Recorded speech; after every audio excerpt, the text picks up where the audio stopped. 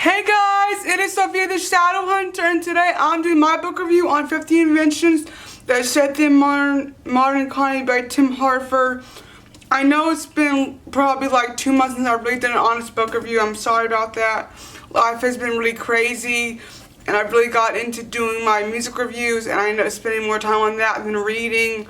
Plus, let me guys know what you think in the comments down below. Whenever I read a book, I used to go, when I first started my YouTube channel, about, I guess it's going on now, almost 7 years ago, I would immediately go film after I finished reading a book. Because sometimes I get a lot of ideas right after I finish it, sometimes it comes later, and then if I wait too long, I completely lose the ideas. And so when I go talk to you, I'm just staring at the camera and I have nothing to say, and that's not, fun or interesting to watch. But I'm going to try to get back in the swing of filming book reviews because I love talking about books too.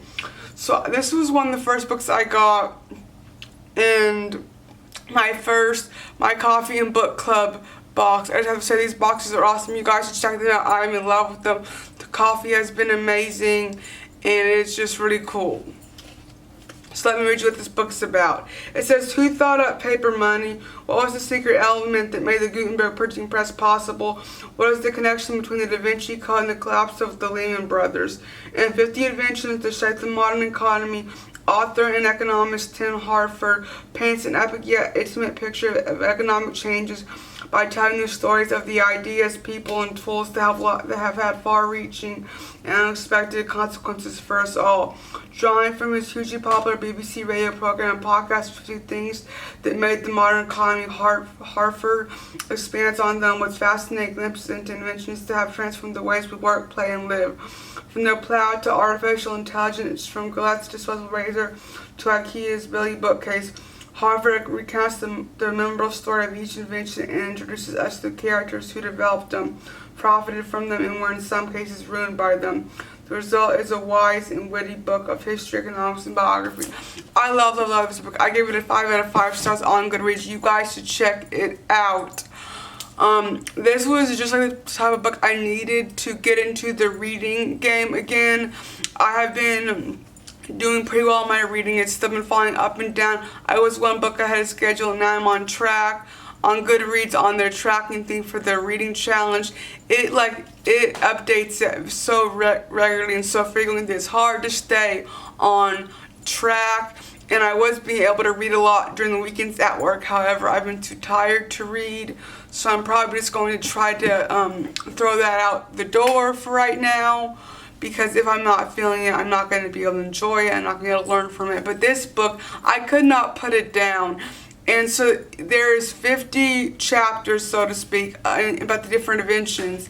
And it boggled my mind how some of these things made a huge difference in our world. I never thought about it, and the good and the bad.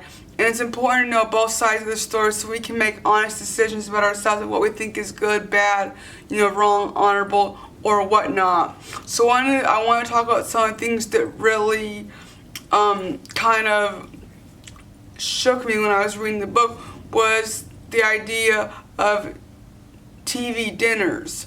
Back then, women spent so many time cooking in the kitchen and cleaning, they couldn't even think about going back to school. Their idea was women had to stay at home and take care of the family. And so they were trying to come with ideas. These ideas were able to let women go back to work, go back to school to earn a degree.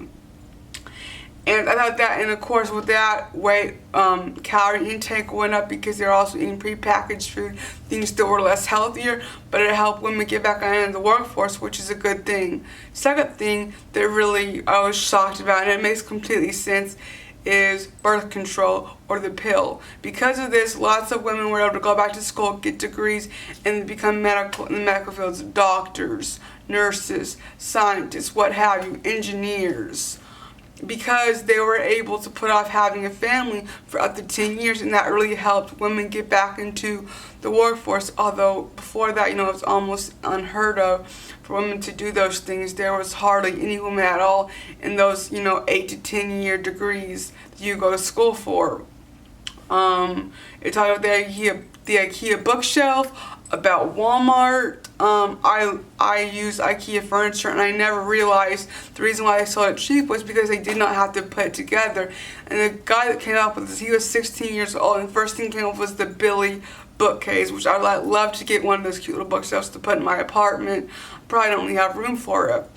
But this book is a great book. I love this book. I'm so glad I got these book boxes, because these books are just what's up my alley. Historical stuff about learning. Something else that was reading this book that made me think, and I'm so grateful for the ability to learn and to read, and so that we can make better, wise, informed decisions for ourselves and for our family, for our country, and for our future. And this one thing this book talked about was paper and the printing press.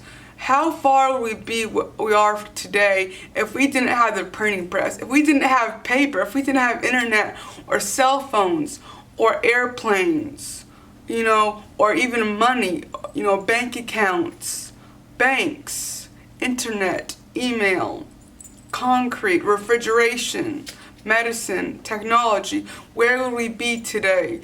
And even though there are, you know, good things and bad things, negative and positive things about certain of these inventions, they got us to where we are today.